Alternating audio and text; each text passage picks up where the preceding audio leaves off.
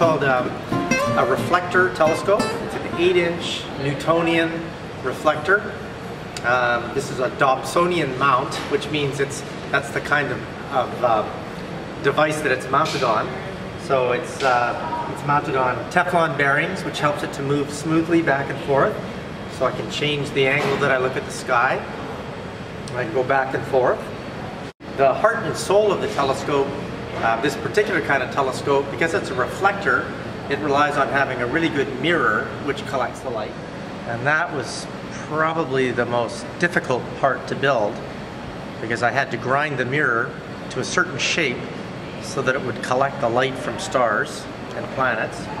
And so that took about 6 months just to grind it to the right shape, and then to polish it properly using various different grits of sand, and then getting it finer and finer. And it reflects the light back to this little secondary mirror here, and then shoots the light out through the lens here.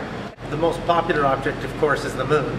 Using this telescope, you can see mountains on the moon. You see the craters, and you can see craters within craters.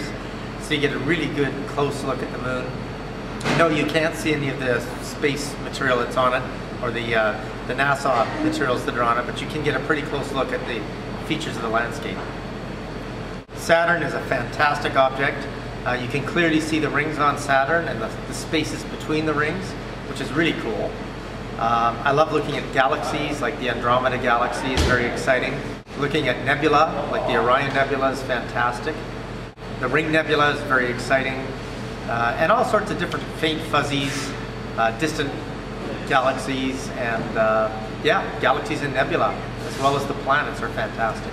I made this about 18 years ago. It took me a year.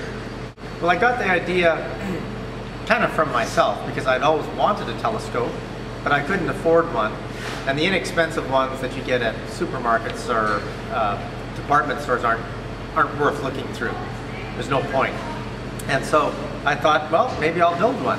And it was my wife that got me started, because she gave me a book on touring the universe through binoculars. So I started with binoculars, and then I built a mount for the binoculars so that I could track things. And then I one day decided I'm just going to build my own telescope. Just using wood and PVC pipe, which is what I built this out of. You can also use cardboard tube to make your telescope.